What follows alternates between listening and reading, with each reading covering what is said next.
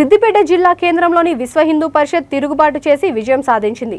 BRS party ఆవిర్భావ దినోత్సవ సందర్భంగా స్థానిక నెహ్రూ పార్క్ దగ్గర ఓంకారం జెండాను తొలగించి గులాబీ రంగు పూసి కారు జెండాను ఎగరవేసిన ఘటనపై విహెచ్పీ నేతలు పట్టు సాధించారు.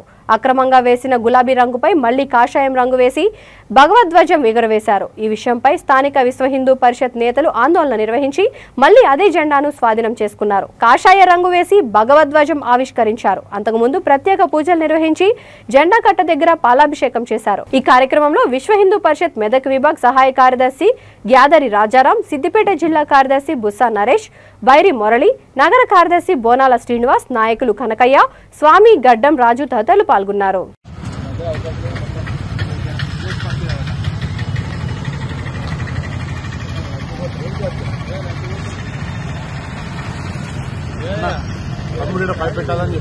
నువ్వు బయట ఎత్తుతాం తమ్ముడు అంటావా ఫోటో బయట చెప్పు కాదు దాని మీద పెట్టుకో ఓంకైతే చేసేద్దాం కింద పెట్టి వేసేసి దాని మీద నిచ్చి ఫోటో తీసుకుంటాం. ఓంకి వేయకపోతే మళ్ళీ ఓంకి వేయాలి.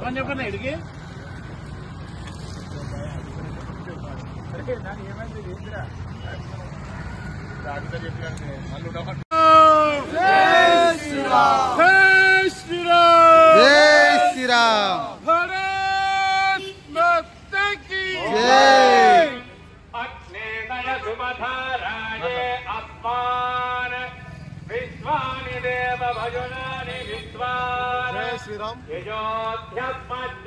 రోజున స్థానిక నెహ్రూ పార్క్ సిద్దిపేటలో కాషాయ జెండాకు బీఆర్ఎస్ కలర్ రుద్ది కాషాయ జెండానే మార్చిన బీఆర్ఎస్ కార్యకర్తలు దాన్ని చూసి విశ్వ హిందూ పరిషత్ సిద్దిపేట జిల్లా శాఖ స్పందించి వెంటనే దాన్ని మేము సోషల్ మీడియాలో పెట్టి వాళ్లకు తెలియజేశాము. అదేవిధంగా స్థానిక కౌన్సిలర్ స్పందించి ఇక్కడ ఉన్న సిఐ గారు కూడా స్పందించి మీకు గంట సేపట్లో సాయంత్రం వరకు తెలియజేసరికి మీ కాషాయ పెట్టిస్తాము, మీ జెండా పెట్టిస్తాము అని చెప్పి హామీ ఇవ్వడంతో మేము అక్కడి నుంచి వెళ్ళిపోయాము. కానీ ముఖ్యంగా ఇప్పటి వరకు 24 గంటలు కలుస్తున్నా ఎలాంటి అది లేదు. ఇక్కడ కౌన్సిలర్ అడిగాము, కౌన్సిలర్ అడిగితే నేను పెట్టిస్తా 24 hours టైం కావాలి ఇంకా కూడా నాకు అంటుండు.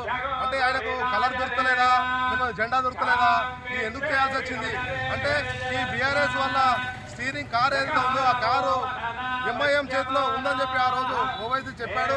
ఇది నిజమే అని అనిపిస్తుంది మాకు.